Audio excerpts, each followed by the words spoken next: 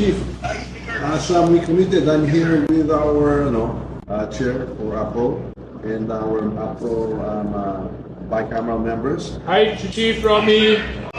Please kindly convey to the entire AFP, to our men and women in uniform, that as we committed, that the subsistence daily allowance from 150 to 350 has not only been affirmed, but has been approved and is being signed right now, and we will ratify the bicameral report this afternoon. So please tell them that whatever they heard, that's all fake news. Basta nagsalita tayo when we speak. I as the speaker and the House, when we speak, we mean it and we will always deliver. You are top priority, sir. Please tell the men and women in the AFP, top priority po kayo. And we are fully committed to support all of you and to keep your morale high and to always take care of you. Please convey that. Mabuhay ang AFP. Mabuhay kayo lahat. Okay.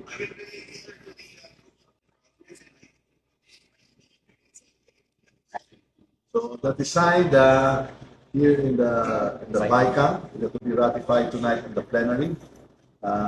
We will ratify the budget on Wednesday, and the President will sign it into law. That is as good as gold.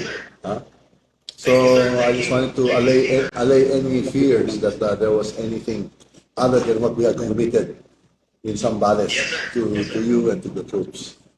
Mabuhay.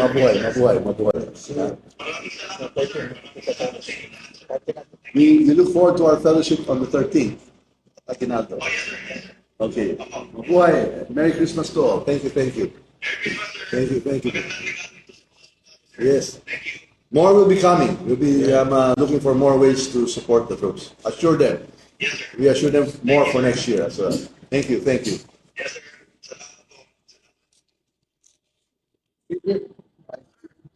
Thank you.